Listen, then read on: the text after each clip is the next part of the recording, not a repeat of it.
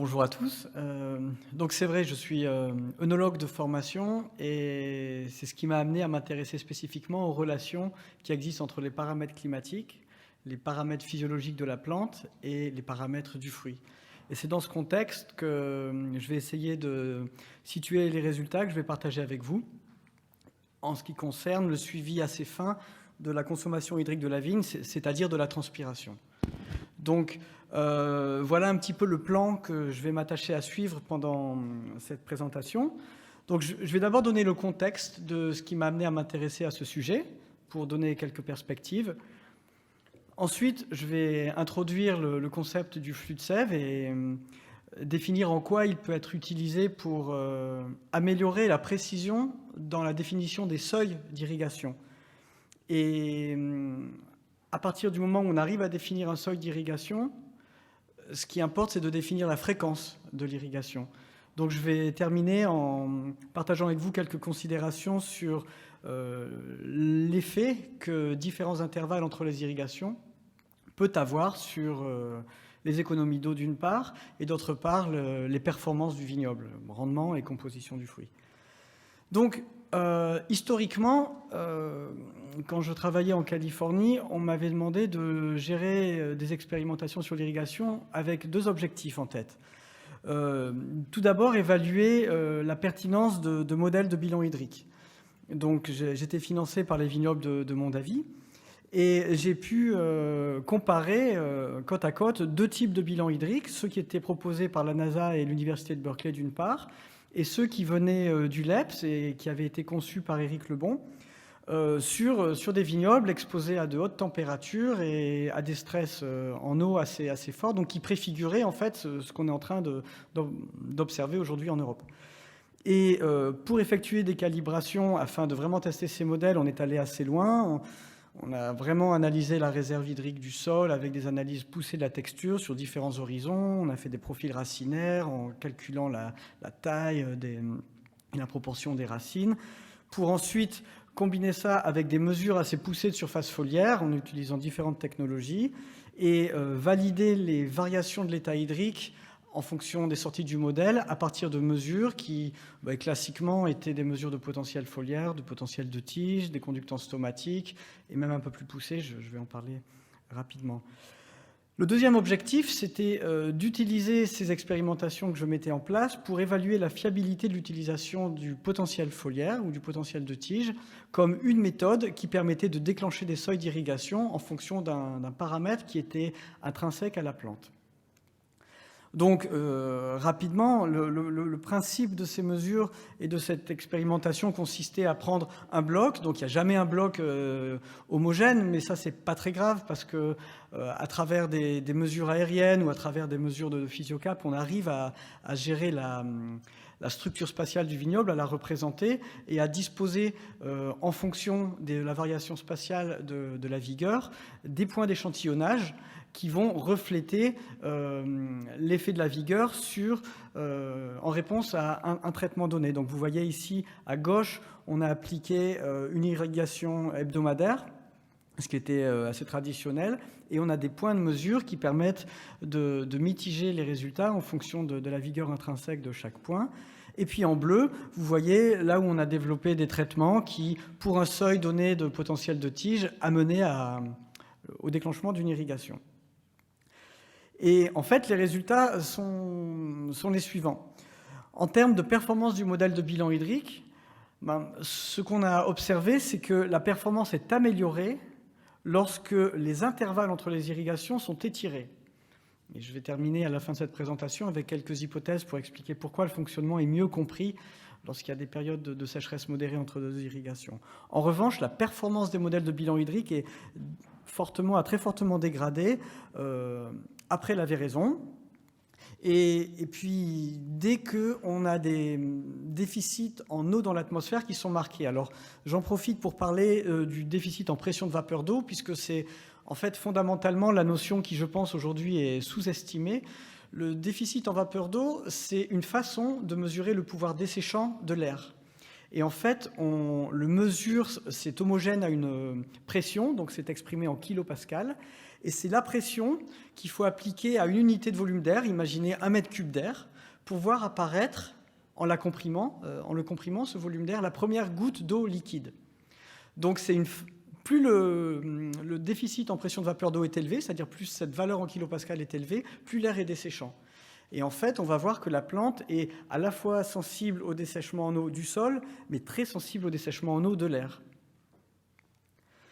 Et le deuxième point, c'est que quel qu'ait été le traitement, en fait, on a observé des pertes de rendement de 20 à 40%. Donc il y a eu quelque chose qui a écrasé l'effet de ces deux stratégies d'irrigation.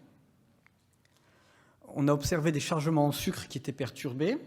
Donc par chargement en sucre, ce que je veux dire, c'est on regarde proportionnellement l'augmentation du volume de la baie par rapport à l'augmentation de la quantité de sucre par baie, et on s'aperçoit que des fois, ni l'un ni l'autre n'augmente, alors qu'on est dans une phase attendue de grossissement. Et l'autre observation qui a été faite sur les deux traitements, c'est qu'il y avait des pertes brutales du volume maximum de la baie, de 20 à 40%. Donc qui permettait de montrer que ce n'était pas juste l'irrigation qui allait permettre d'optimiser la production du vignoble. Donc pour essayer de comprendre ces résultats qui étaient un petit peu décevants, on a mené d'autres analyses en même temps. Donc en particulier des analyses isotopiques. Donc sans aller dans les détails de l'analyse isotopique, ce qu'il faut retenir, c'est qu'on a une méthode qui permet de reconnaître la signature de l'eau. En gros, c'est comme un marqueur, et ça nous permet de distinguer si l'eau a une origine particulière. Est-ce qu'elle vient d'un bassin qui a été exposé au soleil? Est-ce qu'elle vient d'une origine un petit peu plus profonde dans le sol? Et donc ce que j'ai fait, c'est que j'ai prélevé aux 3 points qui apparaissent des échantillons d'eau, donc à partir des pétioles, des limbes, ou bien à partir d'échantillons de terre, pour comprendre et comparer si l'eau, une fois qu'elle passait ici en bleu dans le tuyau d'irrigation, se retrouvait constitutive de l'eau du végétal.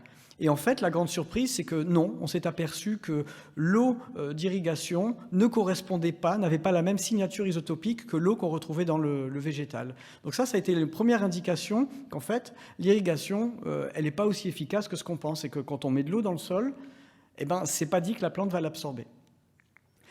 La deuxième observation assez intéressante, c'est la suivante. Toujours en Californie, sur un vignoble non irrigué, cette fois, on a mesuré à différents moments de la saison, ici à 3 semaines d'intervalle, la variation du potentiel de tige. Donc ce que j'ai symbolisé ici par ces petits cubes, c'est la quantité d'eau dans le sol, et on s'attend au fur et à mesure de la progression de la saison à ce que le sol s'appauvrisse en eau, donc à ce que le potentiel de tige devienne plus négatif. Mais on a fait ces mesures dans des conditions qui vont devenir de plus en plus courantes en Europe, c'est-à-dire dans des conditions ici en rouge où le déficit en vapeur d'eau de l'air est assez prononcé, donc à gauche, plus marqué qu'à droite 3 semaines plus tard. Et à notre grande surprise, quand on a mesuré les variations du potentiel de tige, au lieu d'observer qu'il devenait plus négatif en réponse à l'assèchement progressif du sol, on a observé que, en fait, on était passé de moins 15 bars quand il y avait plus d'eau dans le sol à moins 11 bars quand il y avait moins d'eau dans le sol. Donc quelque chose en plus de l'eau du sol influence le potentiel de tige. Et ce quelque chose, vous l'avez deviné, c'est le déficit en vapeur d'eau, qui en fait contrarie l'effet attendu de l'eau du sol sur la variation du potentiel de tige. Donc ça, c'est très important, parce que ça veut dire qu'on a ici un élément explicatif de pourquoi le potentiel foliaire, en conditions de sécheresse de l'air, peut être inadapté pour optimiser des stratégies d'irrigation. Donc c'est mon premier message que je souhaite faire passer. C'est que tout d'abord, suite à ces 4 années d'expérimentation, on a remarqué que l'eau appliquée n'est pas nécessairement utilisée par la plante, que les mesures de potentiel foliaire ne reflètent pas seulement l'effet de l'eau du sol, mais aussi l'effet de l'eau de l'atmosphère, et qu'il est fondamental d'intégrer le déficit en vapeur d'eau dans nos interprétations de l'état hydrique du vignoble, puisqu'il peut avoir un effet contraire sur le potentiel foliaire à l'eau du sol. L'autre bémol qu'on peut apporter à l'utilisation des bilans hydriques, ils sont intéressants, mais ils sont difficiles à caler. Il est très difficile d'estimer la réserve utile. En général, on observe toujours qu'il y a plus d'eau que ce que nos estimations prédisent. La surface transpirante, ce qu'on va observer dans les années à venir avec plus de jours desséchants, c'est qu'elle n'est pas seulement sensible à la surface foliaire exposée à la lumière, mais en cas de canicule, elle grossit parce qu'il y a la contribution des feuilles à l'ombre qui contribue à la consommation hydrique. Et finalement, que l'utilisation du potentiel foliaire, il est limité dès lors qu'on est dans des périodes de sécheresse atmosphérique. Donc c'est dans ce contexte qu'on a commencé à mesurer le flux d'eau qui traverse la plante. Alors comment on fait ça? C'est simple, on considère que la plante est un ensemble de tuyaux articulés les uns avec les autres et dans lesquels circule de l'eau. Et sur une section de ces tuyaux, on applique un capteur. Alors regardez ici, j'ai une photo à l'intérieur du capteur. Il s'agit simplement d'appliquer par le biais d'une résistance une quantité de chaleur bien définie et de mesurer avant et après que cette chaleur soit appliquée la température de la sève.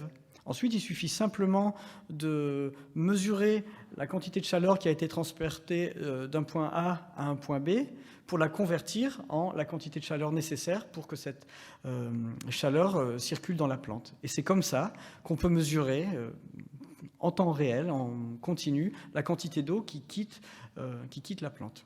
Donc ça nous permet d'être très fin dans l'appréciation de la consommation hydrique. Donc ces mesures, on les a effectuées depuis plus de 10 ans dans des zones très contrastées, dans des fonds de vallée, en haut des montagnes. On les a effectuées dans des vignobles qui sont très lâchement plantés d'une façon très lâche et plantés d'une façon très serrée, puisque ça a un impact fort sur la consommation hydrique. On les a observées, ces mesures, en réponse à des conditions de dessèchement de l'air peu marquées comme à Bordeaux et très marquées comme à Mendoza. Et c'est suite à tout ça que je vais partager avec vous quelques messages principaux. Et vraiment, ce que j'espère, c'est qu'on ne va pas répéter, alors que l'usage de l'irrigation se popularise, les mêmes erreurs qui viennent maintenant péniblement d'être corrigées dans les pays du Nouveau Monde.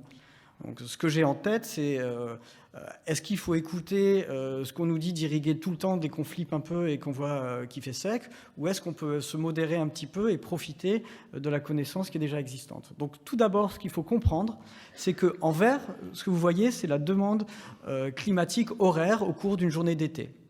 Et donc, il n'y a pas de surprise, quand le soleil est au midi solaire, à 14 heures, on atteint le pic de la demande climatique. Et ce que fait une plante en bleu, sur ce graphique, simplement, elle reflète ces fluctuations de la demande climatique et le pic de la consommation hydrique s'aligne avec le pic de la demande climatique. Ça, c'est quand la plante a toute l'eau du monde à sa disposition, quand elle ne subit aucun déficit hydrique. Donc, ce que je vais montrer maintenant, c'est comment la plante intègre à la fois la demande climatique, mais aussi la disponibilité en eau du sol. Et pour illustrer ça, on va regarder juste pendant une même journée une plante qui transpire alors qu'elle a toute l'eau disponible au niveau racinaire. Et ce qui va limiter sa transpiration, finalement, c'est la demande climatique et son architecture foliaire. Mais cette même plante, si l'offre en eau diminue un petit peu, va transpirer un petit peu moins. Et puis au fur et à mesure que le sol va se dessécher, elle va transpirer encore un petit peu moins. Donc vous voyez ici l'idée que j'essaye de dégager, c'est qu'on va pouvoir vraiment apprécier d'une façon fine le niveau de déficit hydrique perçu par la plante grâce à cette mesure. Donc c'est le deuxième message, c'est qu'en fait, les variations de déficit hydrique par le biais de cette mesure vont traduire en fait la dépendance que la plante entretient vis-à-vis de la demande climatique, de la disponibilité hydrique du sol. Puis j'ai pas eu le temps de le montrer ici, mais évidemment, en fonction de la variété et du porte-greffe, on va avoir d'autres profils hydriques et l'architecture foliaire va jouer un rôle très important. L'application directe de ces résultats, c'est qu'à partir de cette méthode, on peut définir un flux de sève maximum et un flux de sève apparent. Et en fait, en regardant les deux, on va pouvoir, juste comme un compte en banque en France, regarder si la plante transpire autant qu'elle pourrait transpirer si elle n'avait aucune limitation dans son alimentation hydrique, ou si au contraire, elle est un petit peu restreinte par rapport à ce qu'elle pourrait potentiellement transpirer. Donc cet indice va nous permettre de définir des seuils, en fait. Et ce qu'il faut avoir en tête, c'est que chaque site chaque vignoble va définir le niveau maximum de transpiration en fonction de critères architecturaux et de la demande climatique. Donc ça nous amène à un paradigme qui peut changer pour améliorer et revisiter un petit peu les stratégies d'irrigation. C'est qu'en fait, en fonction de vos objectifs de production, est-ce que vous voulez beaucoup de rendement, pas beaucoup de rendement, est-ce que vous voulez surtout des polyphénols ou surtout des arômes, vous allez pouvoir définir des seuils, avant véraison et après véraison, qui vont être des critères objectifs pour optimiser l'irrigation. Donc typiquement, je vous montre ici ce qu'on obtient en Provence. Donc je vais détailler avec vous ce profil. Vous voyez que pendant la phase de croissance foliaire, le niveau de satisfaction des besoins en eau de la plante va augmenter au fur et à mesure que la surface foliaire exposée au soleil va augmenter, jusqu'à ce qu'on atteigne finalement le pic de la surface foliaire. À partir de ce moment-là, la plante ne subit aucun déficit hydrique. Et puis peu à peu, on voit que le sol s'appauvrit en eau, ce que la plante interprète comme une limite dans le maximum de transpiration qu'elle peut effectivement perdre vers l'eau. Donc en fait, son niveau de ses besoins en eau maximum est moins satisfait. Et puis on voit qu'on peut tolérer un effondrement de ce niveau de satisfaction en besoin en eau jusqu'à ici, le producteur a souhaité imposer un niveau de satisfaction entre 40 et 70%. Dès qu'on arrive dans cette zone, boum, une irrigation est déclenchée. Et vous voyez que les irrigations sont déclenchées de manière à maintenir ce niveau de satisfaction des besoins en eau de la plante dans la plage qui oscille entre 40 et 70%. Donc ça me permet de souligner mon troisième message, c'est que les seuils de déclenchement de l'irrigation vont varier selon les objectifs de rendement et de production. Donc je ne suis pas là à vous dire ce qu'il faut faire, mais en revanche, je peux partager une méthode qui permet de rationaliser vos décisions. Et finalement, à quoi ça revient d'optimiser une irrigation, une stratégie d'irrigation? Ça revient petit 1 à définir le seuil de déclenchement de la date de la première irrigation. Puis une fois qu'on l'a déclenché, ça revient à vraiment définir la fréquence avec laquelle on va revenir avec un certain volume d'eau. Donc je vais terminer en partageant avec vous quelques considérations sur les méthodes et les observations qui ont permis aujourd'hui d'optimiser la fréquence de l'irrigation. Et tout l'enjeu derrière ça, c'est quoi? C'est simplement d'optimiser les mécanismes naturels de la plante pour s'autoréguler. Et ce qui est très important, surtout dans le contexte du changement climatique, c'est qu'une plante qui a été acclimatée à subir des périodes de sécheresse modérée est une plante qui est mieux équipée sur le plan architectural, sur le plan racinaire, même sur le plan de sa conductance stomatique, pour résister à des coups de sécheresse. Ce qui se traduit par une susceptibilité amoindrie au dessèchement et donc un maintien du rendement plus tard dans la saison.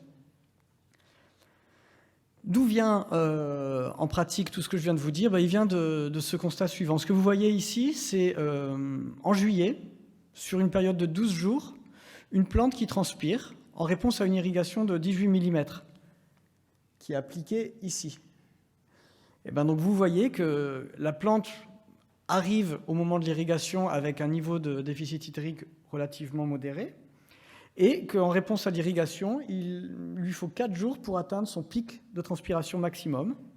Et puis ensuite, puisque c'est une irrigation abondante de 18 mm, tout le profil racinaire est humecté, et ce n'est que graduellement, au fur et à mesure que l'ensemble du profil racinaire se dessèche, que la plante commence à réguler d'une manière harmonieuse toute sa conductance stomatique, et on voit un infléchissement progressif de la transpiration. Donc vous pourrez penser qu'appliquer 18 mm en une fois, c'est pareil que l'appliquer en 3 fois. En fait, non. Vous voyez ici en rouge, sur le même vignoble, c'est la même vigne, c'est la même taille, le sol est pareil, la demande climatique est pareille, c'est du Cabernet Sauvignon. Vous voyez qu'ici, on a appliqué en 3 fois 6 mm, donc exactement le même volume d'eau.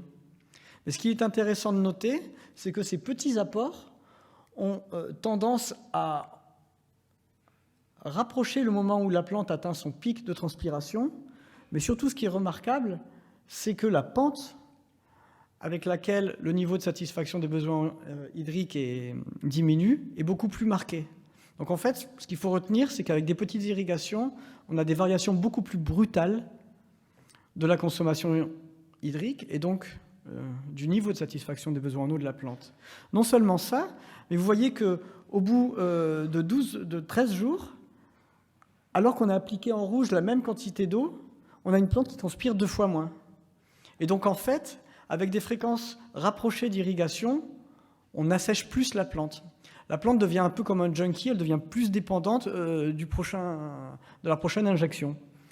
Et ça, je pense que c'est très important aujourd'hui pour être critique quand on est forcé ou poussé ou incité à irriguer très souvent, parce qu'en fait, la plante, elle va être plastique et elle va répondre à des irrigations très fréquentes d'une manière qui va la rendre beaucoup plus sujette aux coups de sec. Donc, pour valider cette hypothèse, en fait, une fois qu'on l'a remarqué, on a fait une demande de subvention auprès du plus grand acquéreur d'eau du monde, c'est la ville de Los Angeles, en fait. Ils achètent même plus d'eau qu'à Dubaï. Parce que eux, toute économie d'eau qui se fait dans le nord de la Californie a un impact positif chez eux. Et donc, ils nous ont financé pour tester qu'effectivement, ce qu'on avait observé était retrouvé dans d'autres zones. Et ce que vous voyez ici, c'est qu'on a essayé de valider si notre hypothèse était retrouvée dans des contextes de la Central Coast, à Paso Robles, jusqu'à Sonoma, donc qui est une zone un petit peu plus fraîche, pour vraiment tester le bien fondé de cette approche. Et en fait, on a pu montrer qu'à une échelle régionale, sur des climats contrastés, ce que vous voyez à gauche, c'est qu'en orange, quand les chefs de culture suivent avec leur pratique traditionnelle, ils ont un nombre d'irrigations qui évolue entre 7 et plus que 20. Et puis quand vous regardez en termes d'eau totale apportée, c'est entre 20 et quasiment 150 mm d'eau. Alors que quand on écoute la plante, pour rationaliser les moments et les volumes de ses apports, vous voyez qu'on a une baisse drastique de l'eau appliquée, plus de 50%, sans qu'il y ait aucun impact sur le rendement. Et en fait, même le rendement a augmenté de 10% parce que la plante est mieux équipée pour résister aux coups de chaleur. Et donc ça a été validé sur un grand nombre de sites pendant même plusieurs années, puisque ce que vous voyez sur les 3 derniers points ici, c'est le même vignoble qu'on a suivi pendant 3 ans. Donc on ne peut pas penser que c'était juste un coup de peau. Donc ça, c'est le 4e message, c'est que irriguer à haute fréquence, finalement, ça peut amener à des variations brutales de la transpiration, ce qui amène au développement d'un stress hydrique plus sévère entre 2 irrigations. Et ce qu'il faut retenir, c'est qu'il existe une fréquence propre et spécifique à chaque vignoble. Je ne dis pas qu'on va toujours pouvoir irriguer à 3 semaines d'intervalle, sur des sols argileux peut-être, mais sur des sols sableux peut-être pas. Ça va aussi dépendre du porte-greffe. Et ça m'amène à ma conclusion, c'est que finalement, la stratégie d'irrigation, il faut arrêter de l'évaluer simplement en fonction de son impact sur le profil hydrique, parce qu'on le voit, si c'est un profil hydrique mesuré au potentiel foliaire, de toute façon, il va nous donner une information qui ne va pas être nécessairement corrélée avec l'état hydrique de la plante. Il faut surtout regarder comment la stratégie d'irrigation va impacter les paramètres de la production, le volume maximum de la baie, la quantité maximale de sucre. Il faut savoir que le statut hydrique des tissus, mais particulièrement de la baie, va dépendre fortement du déficit en vapeur d'eau, et donc arrêter d'être obsédé peut-être trop fortement par l'humidité du sol, mais toujours regarder l'humidité du sol en fonction de l'humidité de l'air. Et que les périodes de sécheresse entre 2 irrigations, pour un œnologue, elles sont désirables, au moins pour 4 points. Parce qu'il y a des résultats qui montrent, là je pense à Bonada, en Argentine et en Australie, qu'une acclimatation à des périodes de sécheresse modérée permet une meilleure régulation de la plante, de sa transpiration. Ça va stimuler un système racinaire plus profond, ce qui va faire que la plante va être un petit peu plus isolée des variations du niveau d'eau dans l'horizon superficiel. Ça va favoriser au niveau du fruit une meilleure extraction des polyphénols et surtout des anthocyanes. Et évidemment, on le sait tous, un déficit hydrique modéré prévéraison va augmenter la teneur en polyphénol. Donc où est-ce qu'on en est aujourd'hui ? Aujourd'hui, en fait, suite à ces résultats obtenus avec Los Angeles, je les ai présentés au gouvernement de Californie, au ministère de l'énergie.